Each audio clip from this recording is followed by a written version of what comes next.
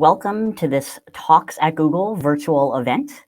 I'm Jules Wagner, and I'm on the big table SRE Site Reliability Engineering team at Google. Now, before we get started, I want to remind the audience that we will be taking questions towards the end of this talk. As you think of questions throughout this conversation, please be sure to add them to the live chat on the right. I am very excited to introduce today's guest, Raquel Gutiérrez. Raquel has this great book, Brown Neon, that we're going to be talking about today. Brown Neon is a meditation on southwestern terrains, intergenerational queer dynamics, and surveilled brown artists that crosses physical and conceptual boundaries. Part butch memoir, part ekphrastic travel diary, part queer family tree. Raquel's debut essay collection gleans insight from the sediment of land and relationships. For Raquel, terrain is essential to understanding that no story, no matter how personal, is separate from the space where it unfolds. Whether contemplating the value of adobe in both vernacular architecture and commodified art object, highlighting the feminist wounding and transphobic apparitions haunting the multi-generational lesbian social fabric, or recalling a failed romance, Raquel traverses complex questions of gender, class, identity, and citizenship with curiosity and nuance. Raquel is an arts critic, writer, poet, and educator. Born and raised in Los Angeles, Raquel credits the queer and feminist DIY post-punk zine culture of the 1990s, plus Los Angeles County and Getty paid arts internships for introducing them to the various vibrant art and music scenes and communities throughout Southern California. They are a 2021 recipient of the Rapkin Prize in Arts Journalism and a 2017 recipient of the Andy Warhol Foundation Arts Writers Grant. They are faculty for the Oregon State University Cascades Low Residency MFA in Creative Writing. Their writing has recently appeared in or is forthcoming in Art in America, NPR Music, Places Journal, and the Georgia Review. I'm very, so it is, Raquel, it is my pleasure to welcome you to Talks at Google. Wonderful. Thank you, Jules. It's so great to be here. And thank you for that, the introduction and for spending time with Brown Neon. It feels really good to see that. Absolutely. So, I'm just one of the engineers at Google. I genuinely just are in the background here, helping run the systems. So I don't think moderation in reading books like this is normally up my alley typically, but I was so I'm so just happy that I got a chance to do this and read your book because while we might not share exactly the same background or anything, there is so much that just reading your book caused me to ponder about my own life and my own journey. And being an engineer at Google, I will say, yes, I did not have a liberal arts background. I'm more the computer science and computer engineering. But that's why I'm so excited. Thank you so much for joining. But I have lots of questions for you. All right. So first off, is just I myself am a little new to all the pronouns. I identify as non-binary. I use they/them pronouns myself. On your press packet, I think it says you use she/they, and so again, this is new for me. I'm 50 years old, trying to. So I saw you referred to sometimes as she, sometimes as they, sometimes as she and they at the same. How does that work? Which one do you prefer? Well, here's the thing, Jules. So I appreciate that you called out your own age, right? I'm turning 46 on Tuesday. I'm AKA I call myself a Stonewall baby because it's the same date as the Stonewall riots. Wow. And so I'm sort of in between generations, right? In the sense that when I was coming out, say 25 years ago, in Southern California, in Los Angeles County, butch femme was the sort of this forbidden space, right? This forbidden space of queer desire. And so West Hollywood was kind of the utopia on the hill. Traveled West Hollywood, and the few lesbian bars that I'd frequent as a younger person were pretty. Butch phobic, very not welcome to those who are gender nonconforming. And so for me, it felt really important to honor, the gender, those who I, would be considered renegades, right, in terms of their gender presentation. And then so feeling like, queerness and butch dykdom and that, radical sort of like self-presentation was really powerful for me as someone who grew up in various DIY punk rock spaces. And then fast forward into the dawn of the 21st century, right? I was in New York in the early aughts, and feeling like oh my goodness, new identities are proliferating every day, and and trans masculinity. A lot of friends were transitioning, and so from Los Angeles to New York, right? Like the thing that felt very interesting to me was the sort of the class divide, right? I had a lot of wonderful. BIPOC trans friends who had gone to really incredible, wonderful schools, right? You had places like Oberlin, Smith College, the Ivies, and so in these places, right, that are also, you know, full of really brilliant women's studies becoming gender studies. Theory, sort of like proliferating the ways in which we can start thinking about ourselves. And so, I know that, so it's interesting. I think of Leslie Feinberg's Transgender Warriors, one of the early sort of publications that is a nonfiction work, right, that is in some ways narrating historical, well, those who live in history now, right, but at the time there were people that were inhabiting, other non conventional sort of gender modes of just style, just the way people, we had trans people in every part of 19th, 20th century, and Transgender Warriors. Feinberg is narrating who they are for us. But in the introduction to that book, Leslie said that, this was before they, them, right? So this is before they, them started becoming part of our mode of relating, right? So he and she, here and Z, right? Like, there's different ways to queer, pronouns, right? These, and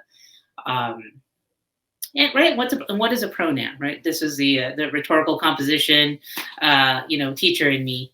But and even when did he, like, now it seems, you can talk about it now, but I don't even know, like, when did that start to getting to be a thing? Because you've been doing this journey a lot longer, than I. Well, I mean, we're all doing it at our very, our trajectories. What's wonderful is that they never look the same, right? But we're always finding ways to intersect with one another. So, so they, them, I think in the last, in the last decade, right, in the last 10 years, for sure, that started becoming more common. And I don't, I'm not an etymologist. I'm not a historian of language, in the sense, like, I don't know exactly when and where it started, or what pocket, which community, right, started sort of helping us out in terms of just, reinforcing they, them. So, so for myself, right, pronouns, I think pronouns are interesting in the sense that they seem really important for other people, right? In the sense, like, other people really need them as a way to address you, Jules, to address me, Raquel, in a respectful way that honors who we are, right? How we fashion ourselves, how our interiors and exteriors, find congruence through the way language sort of determines our place in our communities, in our neighborhoods, in the cities, and in the institutions, right? We call home and work. So, so for myself, I use all pronouns. I do use he, him, but that's in my private sphere, right? Those are my more intimate spaces. And so when you write a book, when you create a work, when you have some sort of cultural production that is circulating out in the world, you sort of lose like some privacy, right? And so for me, wanting to navigate the public world, I'm going to do that with she and they pronouns. And I would prefer to keep my he, him in my most treasured, most loving, most intimate, most familial spaces. Oh wow! Oh, that's a very interesting perspective, and because I know for myself, I felt more like uh, I never felt like I was definitely not a guy, but I never felt like I fit into the woman category. So for myself, I just when I heard about non-binary a few years ago, and I had the opportunity in a role where it didn't matter how I presented, it just for me it just clicked. And so now I know for me, uh, especially working in a male-dominated industry, and that there are some I've been working for 30 years, so it was very different in the 90s, let's say, versus now. Things are a lot different. Sure. But there's definitely like just a lot of like connotations or biases that can be inherent in there. And I just asked myself finally, I said, why am I even doing? I don't even like dressing like this, and I really just wanted to live a more authentic life. But Mhm. I think what with your perspective, living like the path that you've had, and since we are, we're not like spring chickens here, the times have changed so much. In fact, one of the things I thought about reading your book was how I prefer to present the way I am now with short hair, um, and more casual clothing at work. But I just realized it was very important for me being, my mom was an immigrant to the United States, from the Philippines, and it was very important to me to not be homeless. I didn't want to be stuck like my Mhm. mother was, and so I was so focused on having a job.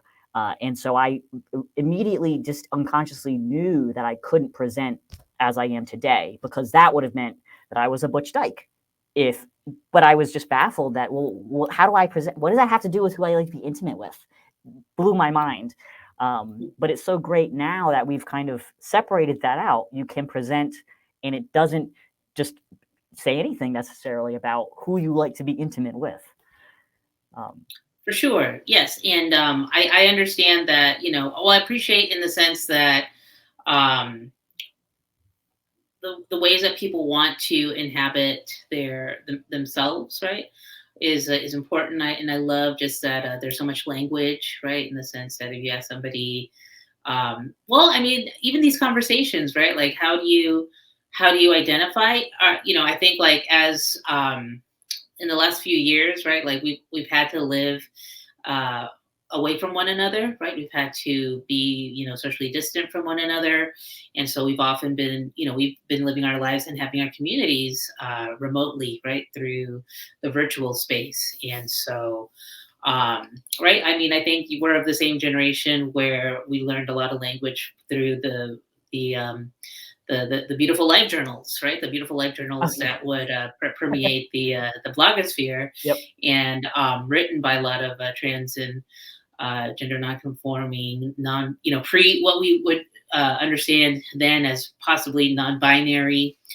And so this mode of like discussing the various ways in which one identifies, right? Like that's sort of um, well, what is that entering, right? In the sense that like you can have that conversation in the space of a book, and a reader can sort of like dive in and kind of like, whoa, that's incredible. Like, this is someone's whole treatise, right? Someone's whole like polemic, right? Someone's whole manifesto in some ways, or just like a series of lyrical essays, right? That are just kind of trying to uh, produce new modes of like thinking, new modes of like language around how we sort of code ourselves, right? And why?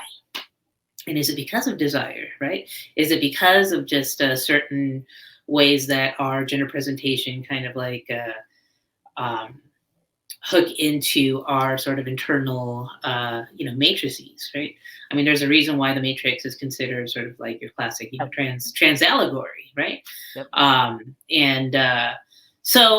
so I think like these conversations around identity happen less and less. I think in like community spaces, in like the space of the support group, they're often even sort of issued in college and university spaces, right? There's just no time, right, to talk about it, or there's no resources, or those resources are constantly being challenged.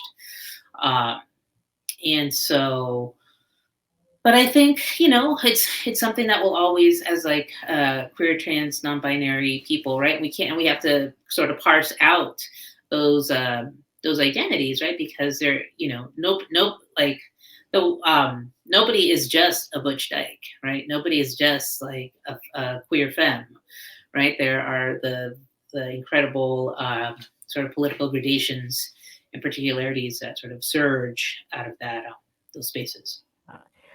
Now, would you consider yourself more on like trans masculine side of things?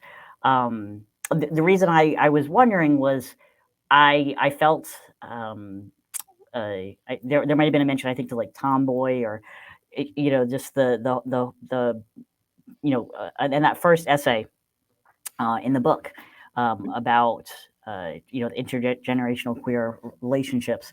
Mhm. What I thought was fascinating was I myself was always seen as a tomboy when I was younger, but because I wasn't attracted to women, I was attracted to boys.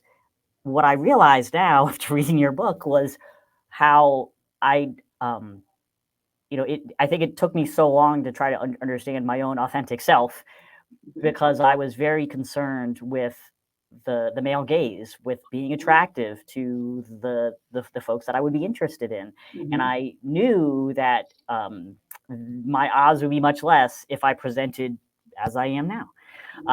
And when you're young and don't necessarily know who you like, subsuming yourself, just conforming yourself. And so I was not very familiar with much queer or lesbian literature. And so reading your perspective was really interesting because I was like, wow, you were able to find a community where you could really be, to me, it looks like you were able to just more explore more of yourself at a far younger age, um, which was just it's still blowing my mind. Like because I felt like there was a commonality in like maybe with some things in our background, but then there was one big difference in who we might want to be intimate with, and look at how Sure. much of a difference that has. Mhm. You know, Absolutely. Yeah. So, and I think, it's important for me to state that I was very privileged to grow up in Southern California in Los Angeles, right smack, in the mobile metropolis, right? That allowed me to go to West Hollywood, go to Santa Monica, go to Los Angeles, downtown Los Angeles, Long Beach, California, which is another sort of, kind of a queer uh the little city near the big city, right? Like the it's right on the coast there, and it's always been very queer. That's near where I went to high school. And so um there were certain prevailing kind of attitudes about like who is gay and lesbian, right? And little by little, those letters, right? Like people elbowed their way in. The B and the T, right, elbowed its way in. The Q and the Q elbowed its way in. The I and the A, right, just like various members of the community for demanded, right, like demanded to be seen, demanded to be recognized, that you can be queer and asexual, right, that you can be that disability was identity marker that like uh, superseded, right? Like your queerness or like your non-binariness, right? But that those two things like intersected in really important ways. So, in terms of just like my own sort of gender identity, right? In the sense, and Jules, and here's the thing, and I feel like this happens with like folks who are just coming into their own sort of like, whoa, this is amazing, right? Like you want me to put my finger on something, right? You want me to just like choose like this is the right, like Pepsi or Coke, right? Or like but for me I think like there's a certain thing that happens with identity as you move through spaces, as you move through the various contexts, that identity is often relational, right?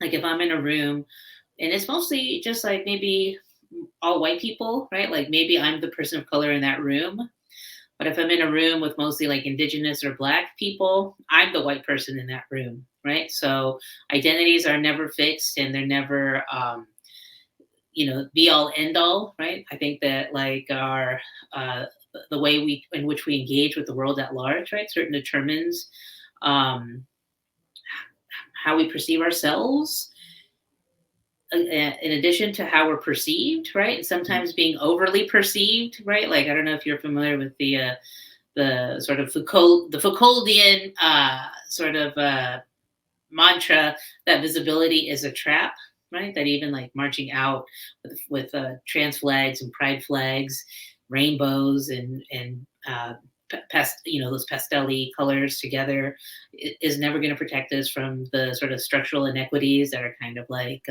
breathing down our necks, right?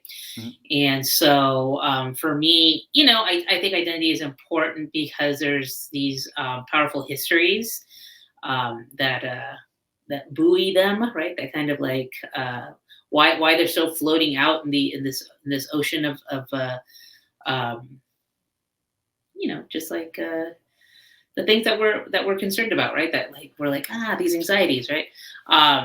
I think it feels good to talk through identities in the way that we sort of inhabit them. I love my trans family. I love my queer family. I love my non-binary family. I'm all of those things. I'm none of those things. Um, I mean, if it helps, that all my clothes are dude clothes in the dude section, right? Yeah, nice. No, and you're right. Like I'm like a baby non-binary here, which I'm a baby at 50. Yeah, I love it. So I love it. yeah, Yeah, it's I want to be a baby at 50.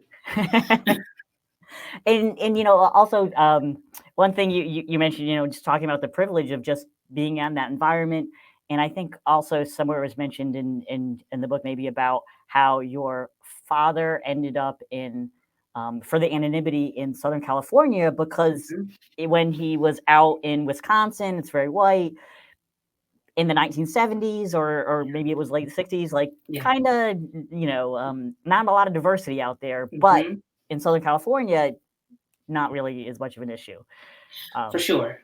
And my dad was working in agriculture, right? He was a laborer who followed the crops, right? And or sometimes that looked like working in canneries or factories, through Texas, Wisconsin, Northern California, and he would have settled in Northern California had it not been freezing for him, right? He's from Mexico, and ended up in Los Angeles because he just found like, oh, okay, this is more my vibe, right? yeah, And I weather. can sort of fit in. I have a fighting chance against getting deported here because there's so many of us. And I'm very thankful. I'm very thankful that my father and my mother, they're both from different countries, El Salvador and Mexico, settled in Southern California in the early 70s, found themselves at a Valentine's Day uh, party, right, on the third floor of this Grand Central Market in East Los Angeles called El Mercadito. And so, if you know anyone from East Los Angeles, El Mercadito is a community institution. And then I think also you there's an essay about visiting um, the the border, and I think that the thing that kind of came to mind for me was just some of the trauma of just immigrating for our parents, Mhm. of leaving their home, um, and who wants to leave their home, but there are many other forces where they're really just choosing life, and so yeah, there was a number of things about do migrants dream of blue barrels? I think that was one that that had me thinking for a bit. As I was born in the U.S., and I think often now about the things that my parents gave up to come. My mom gave up to come here to give me and all of the children a life. But then there's like this trauma of just coming over and coming into this country. Um, and then there's trauma sometimes with the things that they have to deal with or have dealt with. Um, uh, and then like I'm still struggling with healing. Like, how does healing happen? Sure, of course. I think so, narrating from this position, right? Like, so in the course of the book, just in these positions of like proximity and distance, right? How close am I to those who have had that experience of having to leave their home countries under duress, right? And is it because the climate issue is just making this soil completely unworkable, right? The erosion, the water access, right? That people can't sustain themselves, so they have to kind of up and head to more, towards the economic opportunities. And more often than not, they're happening. Those opportunities are in the U.S., right? And so, or other reasons. The whole issue around asylum, right? Asylum is at risk at being you know, no more, right? Because a lot of people are coming to the U.S. as a way to uh, find safety and shelter from the violence that's permeating their communities. And so then that's just in this our recent sort of the 21st century that we're in, right? In the time that my parents came to this country, there was a different policy in place. And so so I think about, right, I think about always, I think anyone, most people have an impulse to put themselves in my parents' shoes, right? Especially if you are an adult child of an immigrant. um, you think about like, wow, when my mom was 30, she was doing this and that. When Yeah. I was 30, I was, doing poppers in Berlin, and like that was amazing, right? Like, in the sense of just like the way that our queer lives sort of dictate different, opportunities and different choices and different pleasures, right? And different sort of convivial possibilities in ways that our parents were sort of denied just because of the, sort of the economic conditions that they happen to that those are the cards that they happen to have like been dealt. And so so this piece, the several sections in the book are dealing with sort of meditations on a border, right? And so one essay, the essay you just mentioned, "Do Migrants Dream of Blue Barrels," are a series of vignettes that I sort of string together, that's telling the story of going to different water stations and replenishing those stations with fresh water as a way to offer humanitarian support to people who are out in the desert, right? And this is and it's June, right? It's the end of June. I think today is a nice light 101 degrees outside, right? And so this was at in July, and so where temperatures get really really dangerous. And so it's an inhumane reality to let people fend for themselves in some of the deadliest you know topographies in this hemisphere, in the Western Hemisphere. In that talking about your journey out to replenish the water, I think at the beginning of that journey, someone on the trip says, "Oh, well, if we break down, we'll have this like same conditions as the migrants," and then you're no, like you understand your privilege in that. No, you have like 100, like it's not quite the same. Mhm. Correct. Yeah, we have 100 gallons of water on this vehicle with us. We'll be fine.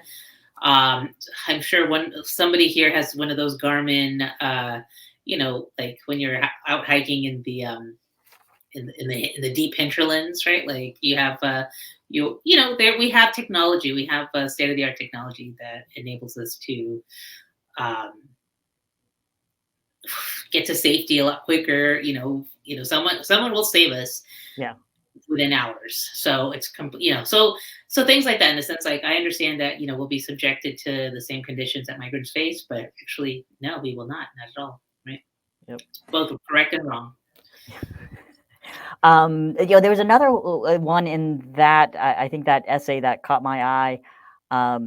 You talked about I think at one point about your father accepting your queerness, but had other issues In fact, if we were to look at page 10, it says, "It was the fact that I was born in Los Angeles, had a handful of college degrees, and yet still couldn't make sense out of me, unable to be self-made in the way he had to be, out of necessity, and then out of the will to feed the greed that follows when success is achieved."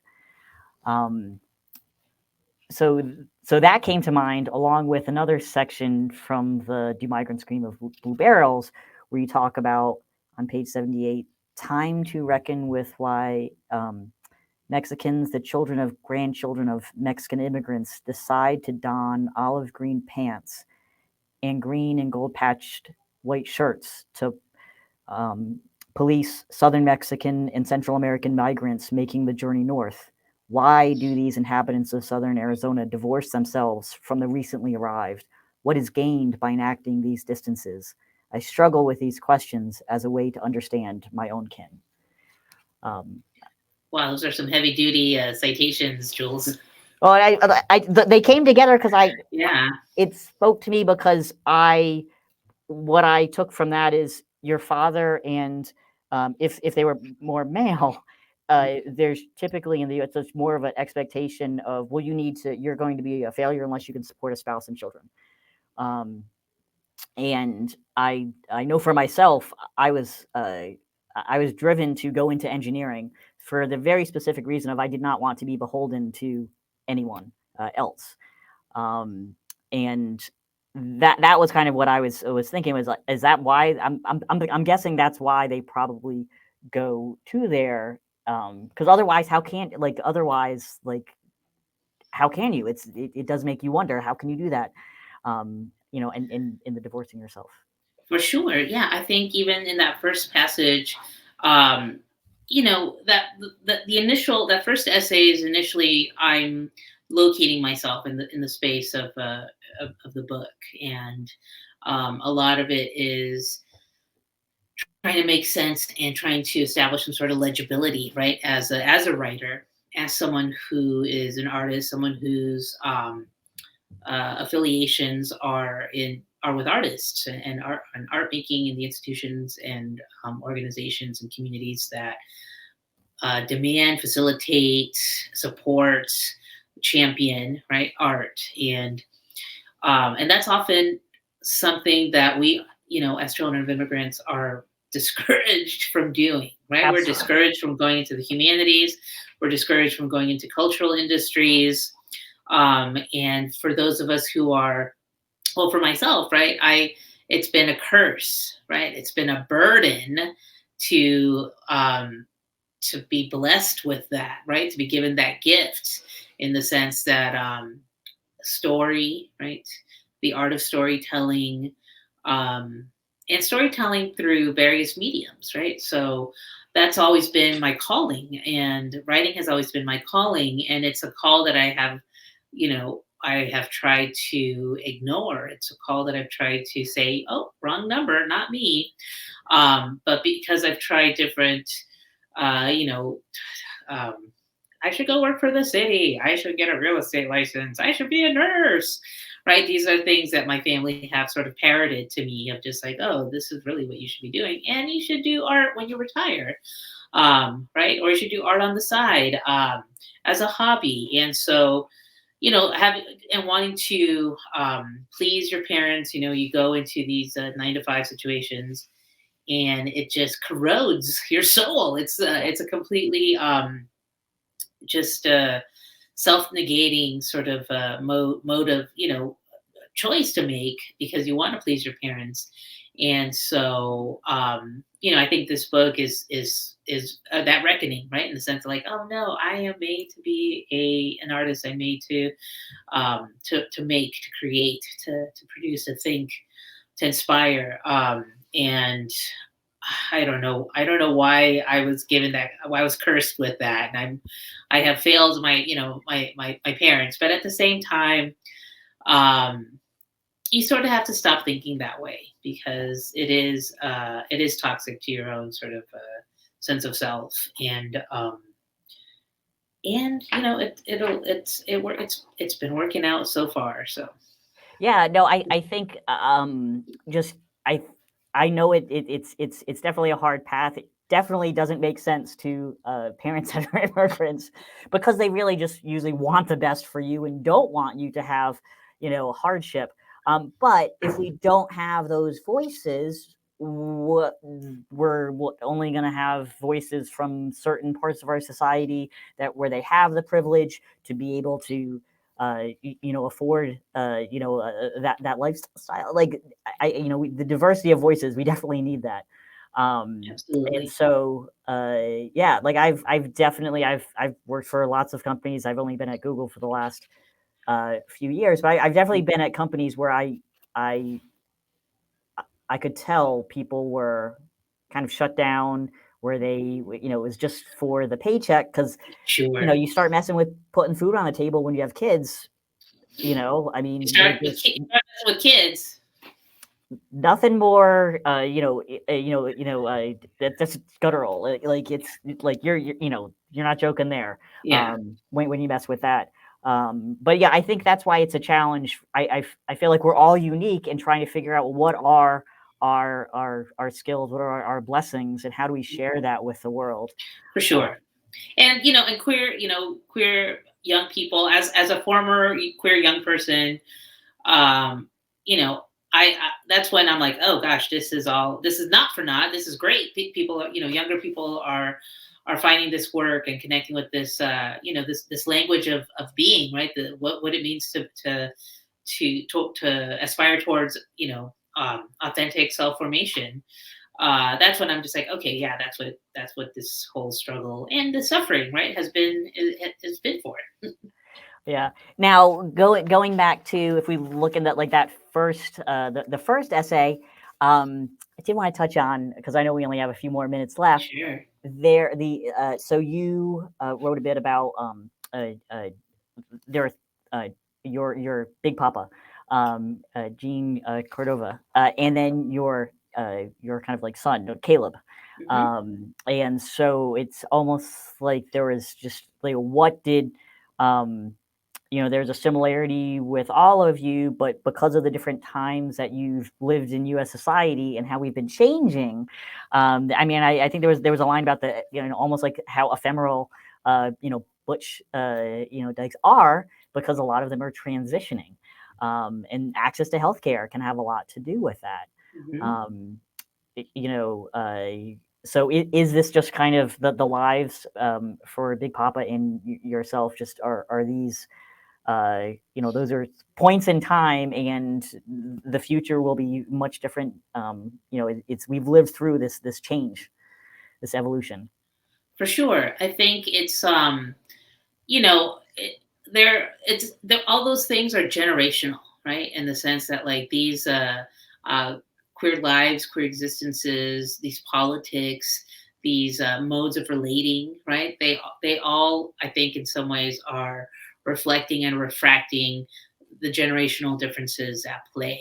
And so and that feels really important to me because of sort of my relationship to history, and all of our relationships to history are uh, animated by our relationships to people, right? In the sense that Jean passed away at 67, and that's really young, right? That's really really young. She had a whole more to contribute, more to offer, and I think that was the at the melancholic core of our relationship, just knowing full well that she had such a mind on her and such a vision on her.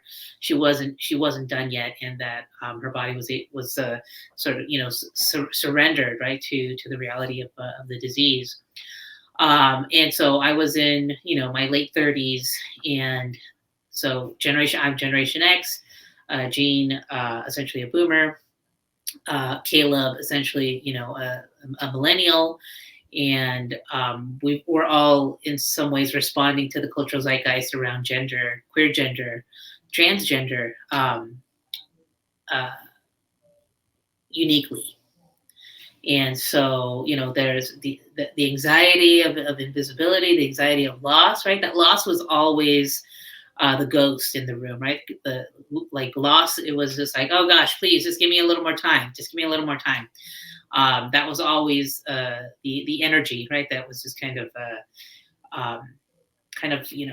electrifying our dynamics. And so, but also I just wanted to illustrate just intergenerational dynamics, right? In the sense that I learned so much from younger people, right? From millennials, Gen Z, and I'm so stoked to see, what younger people now, people who are just like starting college this year, right, for the first time, like what things am I going to learn, right? Yeah. Yeah, no, I would like to thank all the young people out there, because I wouldn't have even, I don't think I would have, be on the journey that I'm on without all the folks that have worked to get us here, Agreed. and just questioning, Agreed. everything that's going on. Agreed. Questioning. Yeah, because I think like when you look at, there are like stats that show like our generation, like the number that were identify as LGBTQ, like it's just like it's just like exploding at the for the younger folks. Yeah. But what I really hope just is that people get to know themselves and are happy. I think that's probably what I have noticed a lot, because just the particularly, I'm starting to have like some people that are like dying, or I think there's stress. Stress it has this effect on our life expectancy sometimes. And I really just hope that we are able to just live these more authentic lives and be free of that. Okay, well, I think we have some questions. Well, there, but before we do that, I just want one other thing I wanted to bring up. Yeah. On the stuck in the Adobe essay, one section I wanted to read really quick.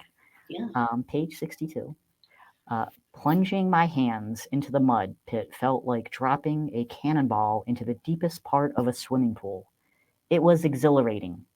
Had I found the amniotic sac I had been desperate to return to, hoping to be spat back out into the right side of history, I felt my hand in the softest part of the earth. I didn't want to let go. What side of history? That's what I was wondering there. Right? What side of history? I know. I think in this piece, that section in particular, the right side of history. Well, in some moments, in terms of just like, again, a return to identity and some of the sort of critical engagements I have with these constructions of identity, especially around Latinx identity, Mexican American, US born, Latino Mexican identity, is this idea that we're incapable of being settlers, we're incapable of being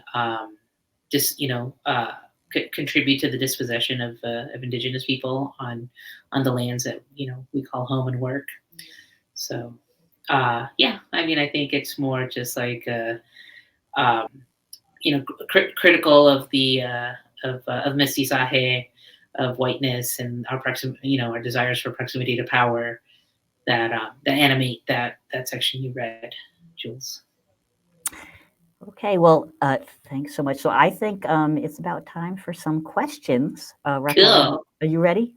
I'm ready. Okay. Lauren LeBoeuf asks, thank you for coming today. What's the one thing that surprised you while writing your book?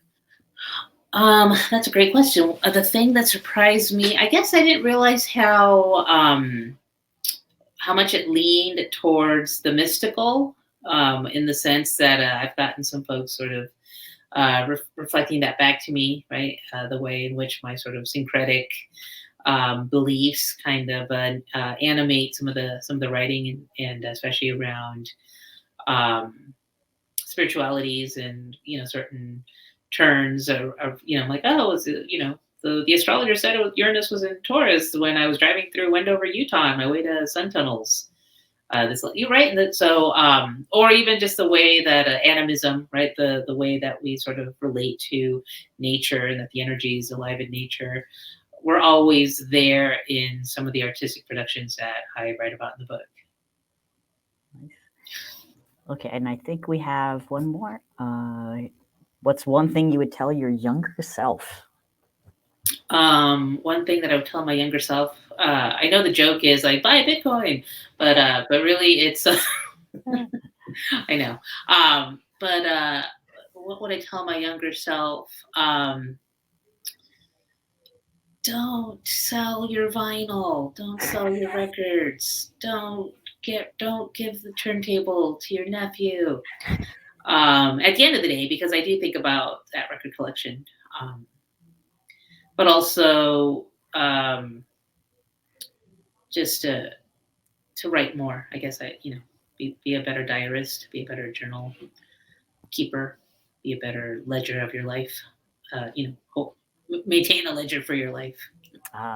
Well, I think that's just you have dedicated yourself to the arts. And Truly, it takes work. It takes a lot of practice. It's true. I do have a lot of friends who have sort of eschewed the life for more stability, who have tipped their hats to me in recent years. So that feels like it wasn't all for naught, right? I kept it hardcore. Well, speaking of which, I think so. A lot of the essays were written 2015 to 2019. It's true. In the book. Yes. In the book. Let me just in our very nice book, which has I think June 7th was when this one came out. So it's a Gemini baby. Yeah. Feel free to run out to the. Well, I was able to. I'm in New York City here, so I was able. Oh, fantastic! Well, thank you, Jules. I will be reading in New York next week. Fantastic. If you don't mind me plugging that. Oh, please. You should come out to the Leslie Lohman Museum on the 29th. I saw that. I will definitely. That would be wonderful. Wonderful to shake hands and take a selfie. Absolutely. Keeping it 40s and 50s, right? Yeah. So I did notice that you've also got you've had some other essays that have come out. So does that mean I guess we can expect another book down the road? I will always keep writing, and now that I know how to do a book, I definitely have plans to write more books. But in the way that I sort of identify with my genders, I'm also very promiscuous with my genres. So I'm hoping to just do some poetry, do a novel, but the essays, I love the essays. I love writing about artists, artistic friendships, the way in which we inspire one another, and all that. So, and the Southwest, and the desert, and the border. So. No, well, I'm a fan. I really enjoy your work. Yes, I do a lot of the technical stuff, but that is not life. So I really, appreciate having writers in the work that you're putting out, because it really, to me, it's helping me, helping me just make sense out of the world by reading. Well, I appreciate that. Yeah, I appreciate that, Jules. But also, you do a lot of work. You help a lot of queer and trans kids connect with one another, right? By through the ethers facilitated by engineers in tech, right? It's important, and I know that there's a lot of trans GNC non-binary young people who are also engineers, and like OG hackers, right? Not to say that you're a hacker, but just like William Gibson, True. The Matrix, just like these have always been queer trans spaces. So you're doing it, and you're doing it for us, and thank you for allowing us to connect with one another. Well, thank you. And I guess I think we'll close it up. But this is Talks at Google, so I'm going to ask you a question about if there is there any Google product you can't live without. I am a big Google stan, to be honest. I use the Gmail. I love the calendar.